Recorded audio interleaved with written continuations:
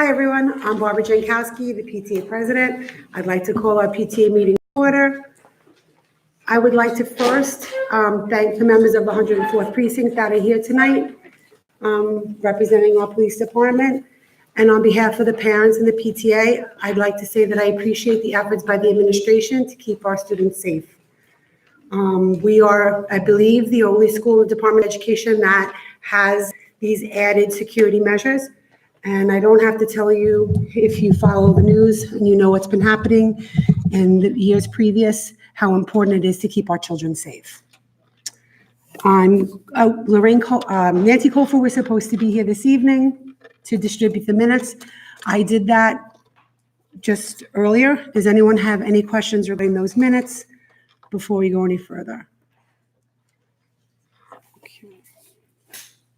I'm going to ask that Mr. Lakoff come. He's going to do the UFT's report and recognition of our students.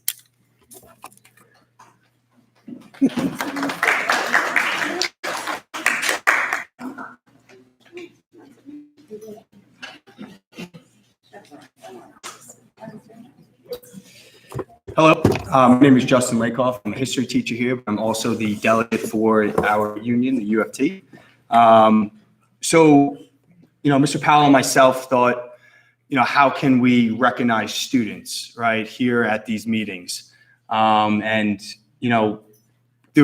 talking to administration, talking to Barbara, right, we decided to come up with this award, right, this UFT award, which is a recognition, right, for students, right, and not just their hard work, right, in the classroom, but also outside the classroom. And so we really kind of recognize students, right, for their core values, right, our truth, beauty, and goodness. And so our teachers throughout the course of this year are going to be nominating students for this award. And so tonight we have 3 recipients. The first recipient of this award is going to be Sakura. So come on up.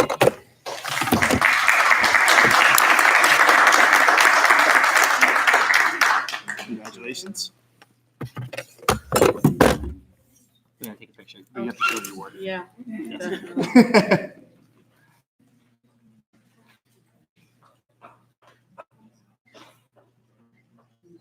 Perfect. I'm gonna do like say those. Okay. So I have a little something prepared. So, thank you. Okay. Hi, my name is Sakura, and I'm a junior here at Maspeth High School. In my 3 years at this school, I've been a part of cross country since my freshman year. I started outdoor track and being a PE leader in sophomore year. I also joined cheerleading, Key Club, Triumph, our music honor society. I participated in our school declamations, a public speaking competition, and I'm now part of our production, Chicago. My success in high school really stemmed from the support Maspeth High School provides. Maspeth High School has a plethora of opportunities, including clubs and other types of activities that allow us to further our minds and our futures. But I really think that the faculty of Maspeth High School is what really supported me. Every teacher is willing to help a student and help them to be independent, yet still stand by their side until they don't need them.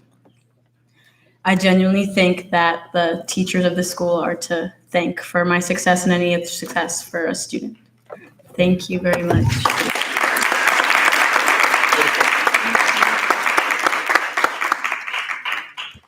The next recipient is a senior. His name is Joseph Santana.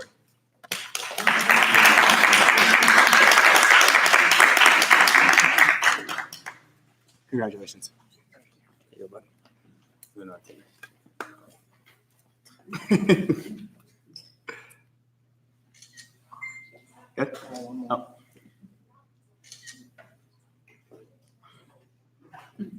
We'll be on Facebook. Yeah.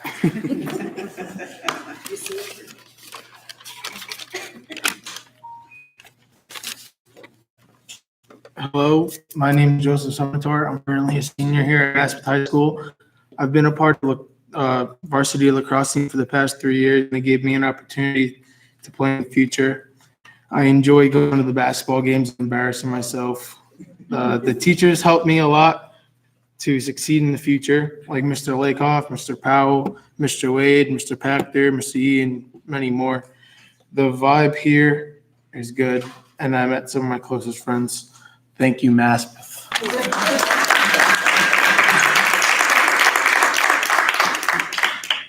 And the last recipient, of course, absolutely, definitely not least, right, is another senior here, Camila Santana.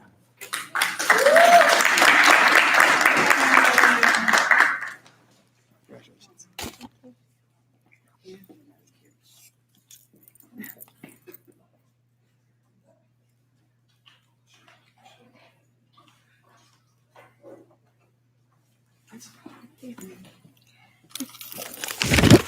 Okay, so I too also created a little piece.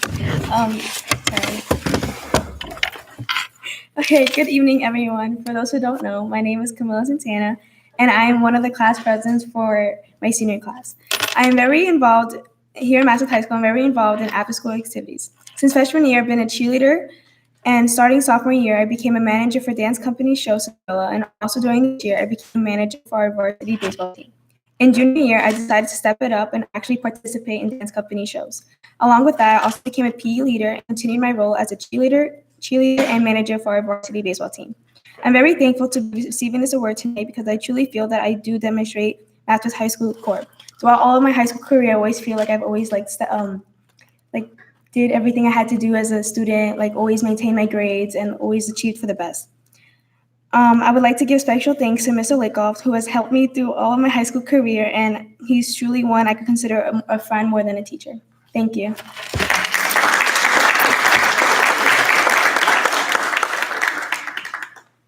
I just want to give these guys a round of applause one more time. Great job. We are going to be continuing this throughout the entire year. Teachers are going to be nominating students, right? And these three absolutely are hardworking individuals that absolutely deserve this award.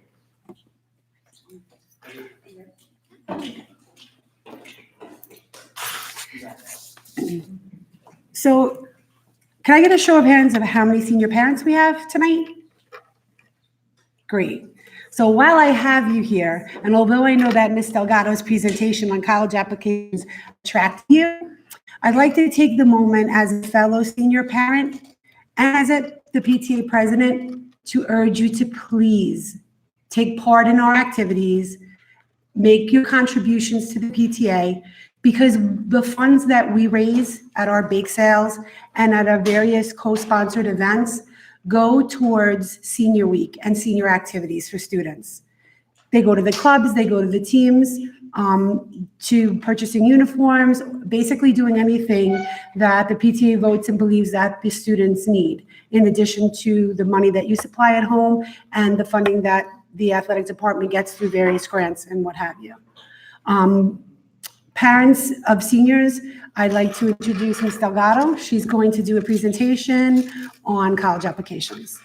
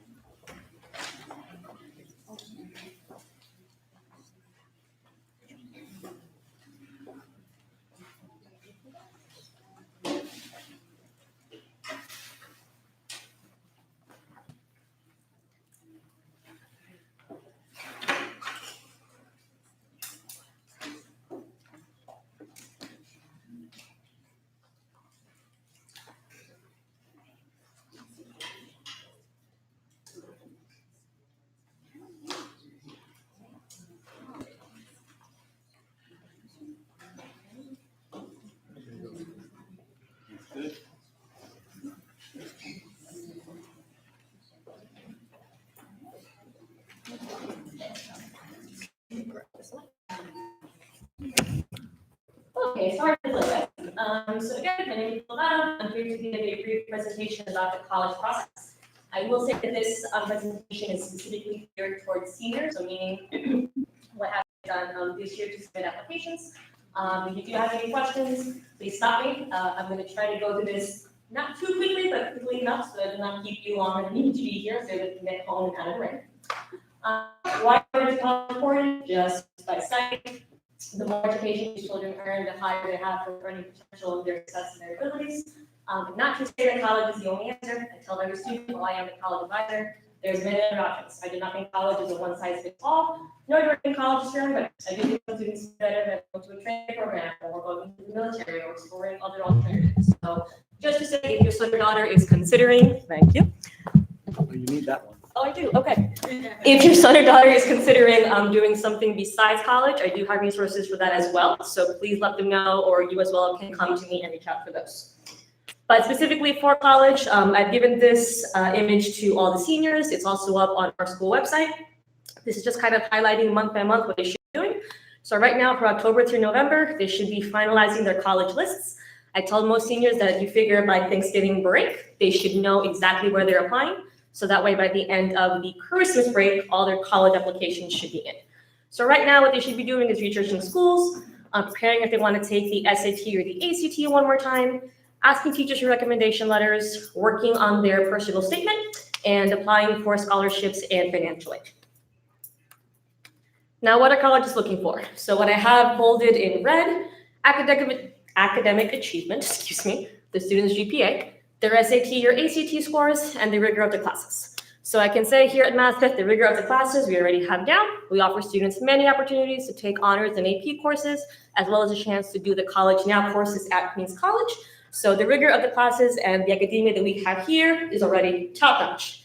For GPA and SAT scores, I do know some students are very nervous test takers. That included the SAT made me cry. Unfortunately, for most four-year schools, the SAT and the ACT are parts of the admissions requirements, but they are not the only two things that matter, because if they were, they wouldn't ask for everything else. But I'm also not gonna lie. The two things that colleges look at first and foremost when assessing your son or daughter for admission is their GPA and their test score, and measuring it against what the school is asking for. So it's not all that matters, but if a student comes to me and says that they have an 80 GPA and a 980 SAT, and they're eyeing a school that's asking for a 94 GPA and a 1400 SAT, likelihood of getting in is going to be a little slim. Not to say that they shouldn't try, that there aren't other opportunities, but they do want to make sure that they are keeping in mind their own criteria and making sure they're using that to make sure that their college list is balanced, meaning they are giving themselves various opportunities to get accepted and not just applying to these far-reach schools. So in addition to their GPA and test scores, other things that also are taken into account, their extracurriculars. We have so many clubs and sports teams here, so they have lots of involvement here at school. Their community service, which we have them do as well. Their personal statement and recommendation letters. Sometimes, not always, but sometimes students will get invited for an interview. The school might say, hey, we've got your application, you seem like a pretty promising candidate, but we want to get to know you a little bit. So arrange a time to either come to campus, or you can go meet a former alumni at a coffee shop, and they can get to know you a little bit better and talk to you about the school. A lot of students come to me and say, that sounds really terrifying, I don't know that I want to do that. Do they have to do that? No. If they get the opportunity to go for an interview, I highly suggest they do, because it is a chance for them to show the school not just their numbers, not just their test scores, but their overall character and personality. So I know it can be a little nerve-wracking, but if they get that opportunity, they absolutely should. So things to consider in the college search process. Yes, first and foremost, making sure they are aware of the school's GPA and test score requirements. But in addition to that, I always say, as much as they are selling themselves to these colleges and programs, the colleges and programs should also be selling themselves to your son or daughter. They're going to be spending their next 2, 3, 4 years here. So what are you going to do as a school, as a program, to make my time at your institution the most viable and best options for myself included? So in addition to the GPA and test scores, students should also be considering things like the academic programs that they have. Location, if they're considering going a little bit away from home. Do they care if they're a bus ride or a train ride away from home? Do they care if they're away from home? The size of the school, if your son or daughter feels that they fare better when their teacher actually knows them by name. They may not want to go to a big school like NYU, where you can have a lecture hall of 500 kids. My Shakespeare professor did not know who I was from a hole in the wall. Now, I functioned okay. I was not it didn't have a problem for me to like go ask questions, make an appointment for his office hours. But for students that feel that's not the best fit for me, I do much better when they actually know me by name and are familiar with me, then they want to consider looking at schools that have a smaller size. Cost tends to be one of the biggest motivating factors for a lot of families. CUNY and SUNY, I'll show you in a little bit, are roughly the same in price in terms of tuition. But SUNY, of course, remember, is the state of New York. So if your son or daughter does go to a SUNY school, they will also have to factor in the cost of the housing and the meal plan. And unfortunately, colleges ultimately are a business. So if your son or daughter does go to a faraway school, they typically make it mandatory, if not for the first year, the first 2 years. So they have to live on campus, and they must be part of the meal plan as well. So just things to consider when students and families are picking their school list. So when I say be realistic, it's really hard sometimes when a student, hey, it's great that you have your eyes on a really high achieving institution, but let's take a look at what they're asking for, and let's take a look at what you have. And when some students realize that, oh, they want 1,300 on the SATs, I barely have 1,000, oh God. Disappointing, again, they're allowed to be upset. But just because they might not be able to get into their top dream school does not mean they cannot still go on and accomplish what they need to. So simply it's just about being realistic. If you have 1 or 2 of those reach schools on your list, that's totally fine. But the rest of your list should be a bit more balanced, meaning having more targeted schools where your son or daughter has the GPA and the test score that's kind of smack in the middle of what they're asking for. And then safety schools, which I dub as community colleges, because community colleges do not care about SATs. All they want to see is that your son or daughter graduated high school and got all their credits. Application fees. So CUNY, excuse me.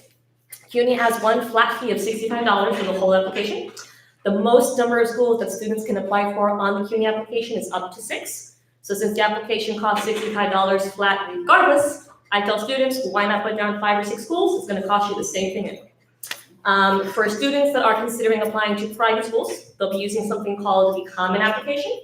I bring that up because CUNY recently made some changes, and now they have the option to apply to CUNY either on the CUNY application or on Common App.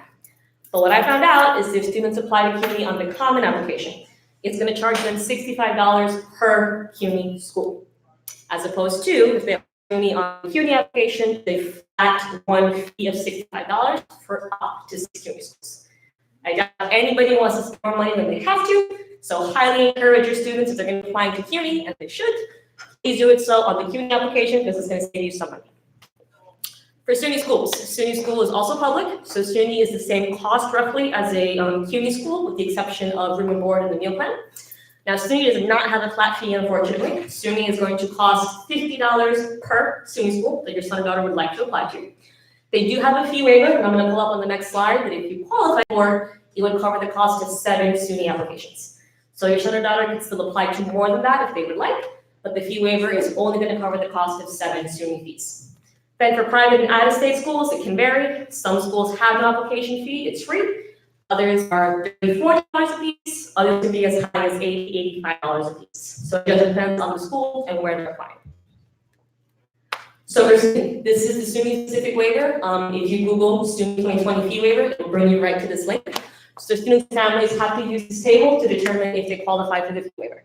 So it goes by household size, and that's limited to yourself, any children living in the house with you, any of their siblings or half-siblings, and any legal guardians. So meaning, if a student tells me, oh, I'm a house of 5, because it's me, my mom, my dad, my grandma, my grandpa. No. Grandma, grandpa, aunts and uncles, cousins do not count as household size. It's limited to parents or legal guardians, siblings, and any half-siblings that live. So once that number is determined, then look at the income cutoff. If you are making that exact number or a couple of hundred over or less, they qualify for the waiver. If the income cutoff is drastically over what's listed there, then unfortunately they don't qualify for the waiver and they will have to pay fees per school they apply to. On the Common Application, for students that are using the Common App. So Common App, you can apply to both private and SUNY schools. Common App also has a section where students can indicate if they qualify for the Common App waivers. So if your son or daughter knows that they already got a waiver to take the SAT or the ACT, meaning they did not have to pay when they took that exam, they qualify for Common App fee waivers. If your son or daughter or you in the household get any kind of government assistance, SNAP benefits, food stamps, SI benefits, they qualify for the Common App fee waivers. If you meet the income guidelines that determines whether or not you are deemed a needy family, so to speak, similarly to the SUNY application based on household size and income, they can possibly qualify. Now, it does also say here, if I am eligible or am in the free lunch program, I qualify. Unfortunately, because the DOE made that a DOE-wide policy a few years back, that is no longer a way to indicate that you qualify, because that could mean every single DOE student could qualify for the waivers. They want money, so unfortunately, that is no longer a good designation. Any questions about college applications before I talk about financial aid? Fantastic, okay. So financial aid, you may or may not have heard, the application went live as of October 1st. I think this caused a bit of a stir among students thinking, oh my God, this means it must probably do in a week, what's going on? Not the case. When I applied to college, the application for financial aid was not available until January, and it also required students and families using that. I didn't get it till May, so meaning I could not do my child's FAFSA until May, and then I was told I was submitted it, I was late, and I ran out of money. How is that fair? It's not my fault. FAFSA finally listened and was like, all right, here you go. So now they made the application available October 1st of every year. And they also, instead of asking you to use the current year's taxes, asked to use the taxes from 2 years prior. So meaning taxes you should already have access to, and if you have to get a copy, it should only take a couple of days to get it. When is it due? Like every college application, everybody has different deadlines. Most schools are going to want the FAFSA application sometime between January and February. Some may want it even a little bit later. It will tell you you have until March to submit it. So what I tell students, even though every school, every program is different, rule of thumb, figure by Christmas break, they should have all their college applications done. So by January 1st. By January 1st, if they're super diligent, they could also have financial aid done. But if that sounds a little too much too soon because they have exams, they have things that they're getting ready for and the holiday and they're excited, then I would say by Christmas break, they should have their college applications done. And then sometime between January and February, they should have the financial aid application done. With TAP. So TAP is another type of financial aid that is specific to New York State students. And that money, if they do earn it, will only follow them if they attend a New York State college. So to say, if I do the TAP application and I'm awarded $2,000 in free money, but then I decide I want to go to UPenn, that TAP money now is not going to follow me to UPenn. Now the CSS profile. This is a very annoying application. It's an application that's required by some private schools, not all. But the CSS, unlike FAFSA, is long. It asks for last year's taxes, this year's taxes, projected taxes this year. If you have properties, if you have businesses, if you have cars, if you do have a car, when did you buy it? How much did you buy it for? How much left do you have to pay on it? It asks a lot of questions about your finances because the CSS profile is an application that colleges use to assess if they want to award any of their institutional money to your son or daughter as a scholarship. So because the colleges are essentially choosing to award some students with their own money, they want to make absolutely sure that this son or daughter actually should be getting this money. They're going to help make the school look good, make it better. So for that reason, the CSS profile is a bit of a monster application. But I'll show you another slide. If you go to our school website, I have step-by-step directions that explain how to do FAFSA, how to do TAP, how to do CSS, and the whole nine.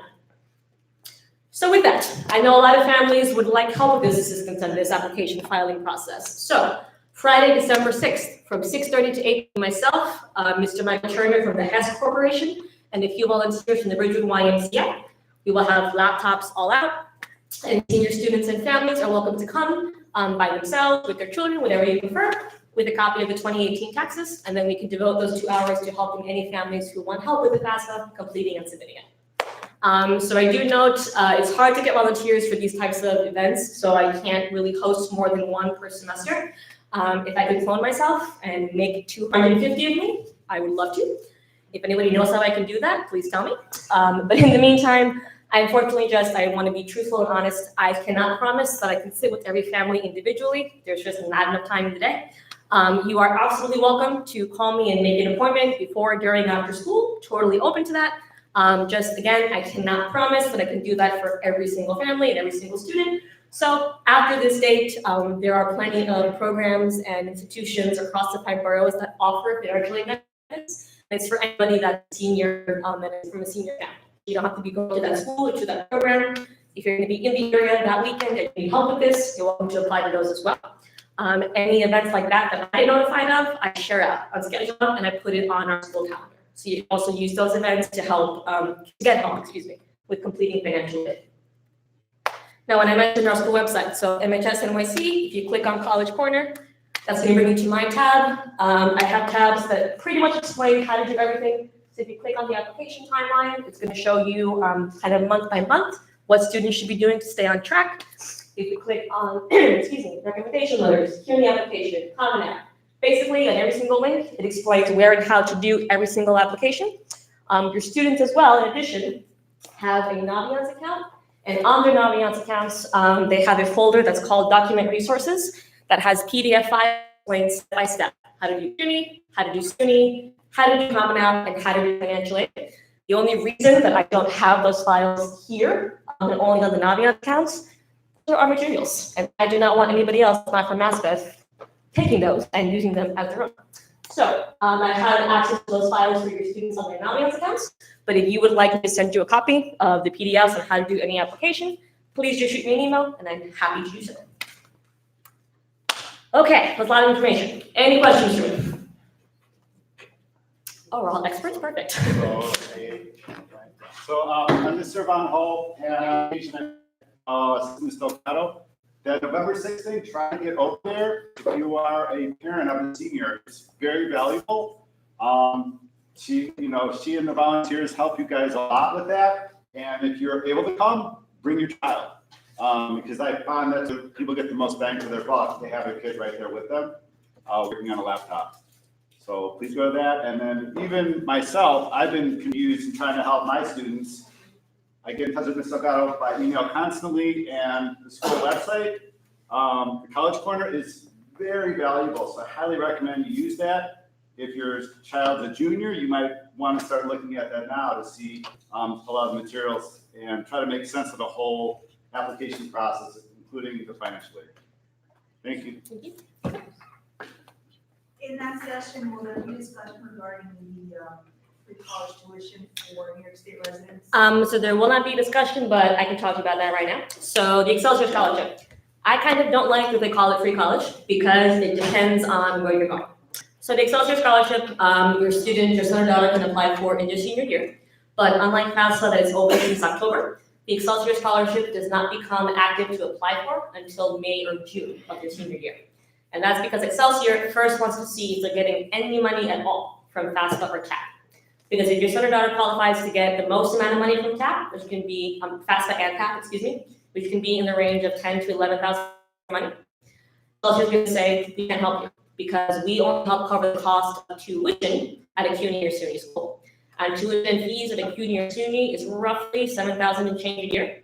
So if I'm already getting $10,000 to $11,000 in free money from FAFSA and TAP, I'm qualified for Excelsior. Now, let's say I am getting money from FAFSA and TAP, but I'm only getting $3,000. Okay, Excelsior will give me the other $4,000 that I need for my tuition. If I'm going to a CUNY school, go to Queens College, and I'm living at home, and I get the Excelsior money, then in my situation, it is free college because my tuition is going to be fully paid for between FAFSA, TAP, and Excelsior. It's all free money, not loans. And since I'm living at home, my only other expense is books and like swag from my college. If I'm going to a SUNY school, let's say I'm going to SUNY Binghamton. SUNY Binghamton is 4 hours from here. So I would not be able to commute to SUNY Binghamton every day from my house in Queens. So I would have to live on campus. I can still use the Excelsior money to cover my tuition cost at SUNY, but it is not going to help me with the cost of my dorm or my meal plan. So if I'm going to a SUNY school, it's not free college because my tuition is covered, but I'm still on the hook around $20,000 a year for my housing and my meal plan. That is my phone, sorry. So I don't like that they call it free college because it does depend on where you're applying. Just to add to that, I work at a college, and I work at a Water Community College, and we have like thousands of students. I think last year there was only like 32 students that made it to that program, so it's kind of hard to get into that. It is, and with Excelsior, there's also certain stipulations. So if I do get Excelsior money, I am also promising that I'm going to remain at minimum a part-time student. So meaning I have to be taking at least 2 to 3 classes each semester. If I ever fall below that, I could lose my Excelsior scholarship. I also have to maintain a 2.5 or higher GPA for my entire duration of college. Otherwise, again, I can lose the Excelsior money, and for that matter, maybe some of my FAFSA and TAP money. And then the other part of Excelsior is promising that however many years your son or daughter gets that Excelsior money, they're going to remain living and working in New York for the same amount of time. So if I get Excelsior to go to Queens College for 4 years, I'm promising that once I graduate, I'll remain living and working in New York for 4 more years before I decide if I want to go elsewhere. Now, if your son or daughter, let's say, is doing 2 years, they're here, they graduated, and they applied to a grad school program in Ohio, and they did it. They're allowed to go to Ohio for the program because it's for school. But Excelsior's like, okay, so that's a 2.5-year program, no problem, go do it, but you have to come back when you're done to fulfill your time requirement. Now, some students are like, well, miss, how many applications do they have? How many students? How are they gonna know? They're never gonna know. They're gonna know because they're gonna track their money. And if they find that you have gone off and are thinking, they're never gonna know, so I'm gonna say, however much time you have left to pay your dues of time, so if you had to do 2 more years in New York, I went to Ohio and I stayed there. Now those 2 more years, the money that I got for those 2 years, they're gonna convert it into a loan. And they're gonna charge interest, and they're gonna say, okay, you broke our rules, now, not free anymore, you owe this money plus interest right now. So it shouldn't say free. What's the cap, family cap for income? So for Excelsior, there's no cap because it depends on if you qualify for money from FAFSA or TAP. So if you get any amount of money, whether it's the minimal amount, middle amount, or the full amount from FAFSA and TAP, depending on how much you're getting, that does qualify you to apply for Excelsior. Just simply again, if FAFSA and TAP alone is already covering your child's tuition, then Excelsior can't help. So if you don't qualify for FAFSA or TAP, because you're exceeding their amounts, then Excelsior's off.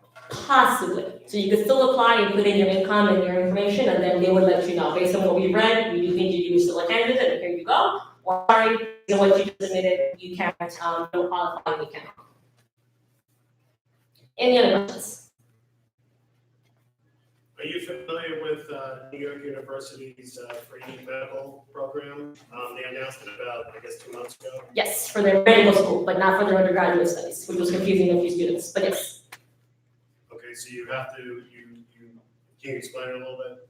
My understanding is that the medical school is totally free if you go to NYU, if you're undergrad, and. Yes. Okay. If you go to NYU, you maintain GPA and all that, then yes, you could go to NYU's medical program for free, just not their 4 years that they're doing their undergrad at NYU. Thank you. Yeah. Any other questions? Okay, if anything else comes up or you had any further questions or wanted to make an appointment, that is my extension on my desk phone and my email. Never hesitate, email, call me anytime.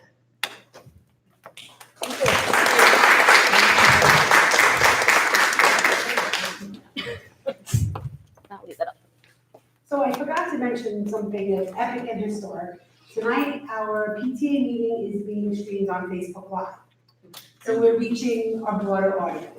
And I'd like to appeal to the parents who are watching on Facebook Live and who have tuned in, that if they have any questions or if they have any suggestions, if they'd like to volunteer for an event, they can reach me at PTA@mhs.nyc. That's my email. Or they can leave a message through this call and I will get back to them. I would like to now call on our treasurer, Marina Nunes. She's going to give you a report.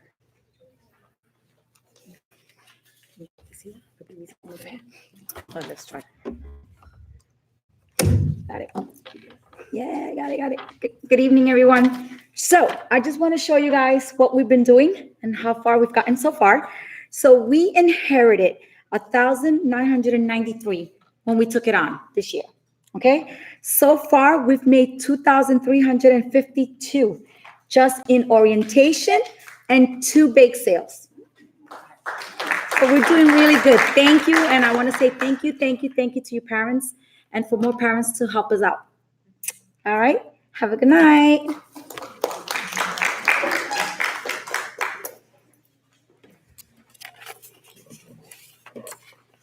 So now we're going to talk about old business and new business. Our September bake sale, as Marina said, was very successful. We also sold snacks and beverages at parent-teacher conference, so curriculum night. Those we were able to raise 2,000. Sorry, I moved page. Tell you in a second to be exact. 2,352.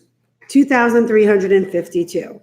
Coming up Okay, this next week on Wednesday, October 23rd, we have a volleyball versus breast cancer. It's a fundraiser where we will be selling hot dogs, snacks, water. We require additional snack and water donations. So parents who are willing to make a donation and send in boxes of individually wrapped snacks or water, we would appreciate that. Any parent who's interested in volunteering, the event starts at 3 p.m. The staff will be playing our students who volunteer to play against them, and it should be a lot of fun. The new business. The PTA is filing for 501c3 status. That means that we will be a nonprofit, and we're hoping that that will help us in addition to the fundraising that we do as grassroots, be able to apply for grants, accept donations from parents' employers. Sometimes if you work for, let's say, a company like Goldman Sachs or Chase, or whatever company you work for, if you make a donation to our PTA, your employee will match it. It also helps us to receive articles that we can raffle and that we can use at our events so that we can benefit the kids and raise some more funds. December fundraising, there's two things I want to discuss. California Pizza Kitchen reached out to me. They asked us to give them 2 dates. They will allow us to have a day where 20% of their profit for that day will be donated back to Maspeth High School. I'm putting it out there because there were questions about whether we should do it during a week of vacation, maybe over the Thanksgiving break or over the Christmas break, so that parents, it'll be easier for kids to get there. I need to give them a suggestion of a couple of dates. So anyone who wants to suggest a date can either contact me by my email or speak to me after the meeting, and we'll compile a bunch of dates and see what they come up with. And I will follow up with a report on that at the next meeting. Lastly, I'd like to discuss our fundraising during lunch period. The PTA is the one organization in the school that is able to fundraise and sell during lunch breaks. The kids love it. They love it. They love to come through into going past in the cafeteria to purchase baked goods. But they have also been asking that we sell pizza and other items. I think it's fine for us to do that. I think the kids particularly love home-baked and homemade things. So if parents would like to consider maybe doing themed sales during lunch, if we wanted to do a combination of baked goods and other homemade products, or do a pizza fundraiser or a hot dog fundraiser, we could do that as well. Does anyone have any questions? Would anyone like to say anything? Okay.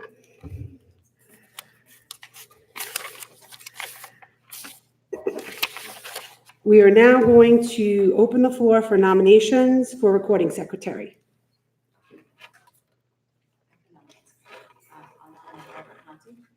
Okay, so Nancy Colfer has nominated Mr. Robert Conti. Robert, would you like to stand up, say a little bit about yourself?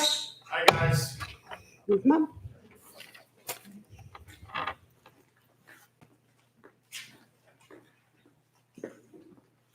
Good evening, everyone. Some of you know me as author Robert Conti. Ms. Colfer has known me for about 22 years, I think. Most of you know me as Robert Selfie. I've been on about, I think this would be my 6th PTA if I'm elected. All the PTAs I've been on, I started as recording secretary. I'm currently the president of the PTA over in the Little Village Prep. I've been very blessed to work with several of you in the audience. I've known a bunch of you for a very long time, and it would be great to be on board on this one as well. So if you'll have me, I'll be very happy to be part of the team. Thank you.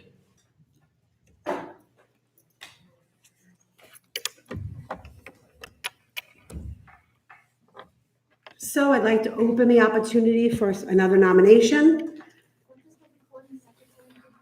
You write the minutes and present the minutes at the meetings, and they're part of the executive board. that you have to come, in addition to this meeting, we have an executive board meeting.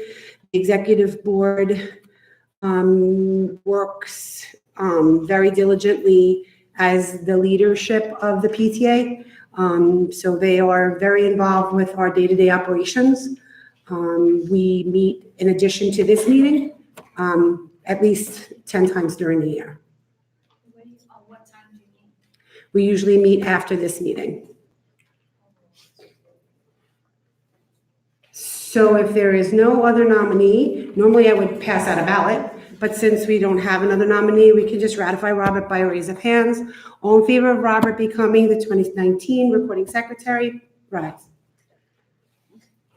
Are you abstaining or are you? Okay, Robert, welcome to the PTA Executive Board. To the parents who are viewing on Facebook, every parent at Maspeth High School has a vote. So every single parent of every student in our school has a say in what goes on here. But in order to be a voting member or voting participant of anything that we agenda that we bring up, you have to be present. So in order to, when we present fundraisers, when we discuss presentations for future meetings, for example, John Pachter, who isn't present tonight, is chairing a committee on doing a presentation for the dangers of vaping. When he brought that up at our meeting, we ratified it with a vote. If you're present and there's something that you'd like us to discuss, or there's a particular interest that you have, you can present it at a meeting, we'll vote on it, and then I will do my best with the executive board, the faculty, and the teachers that participate in the PTA to get that information out to you. Does anyone have any questions, suggestions? The floor is open now for about 5 minutes. I want to thank you all for coming. I, in particular, would like to thank Ms. Delgado and Mr. Lakoff. They are amazing individuals who are completely devoted to our children. But when I tell you that in this building, they're not unique.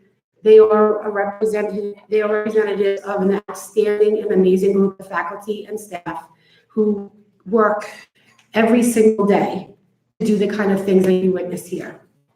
And I think Ms. Delgado has shown herself to be quite the irreplaceable source for college application information. Thank you all for coming. Have a good night. Be careful getting home in the rain.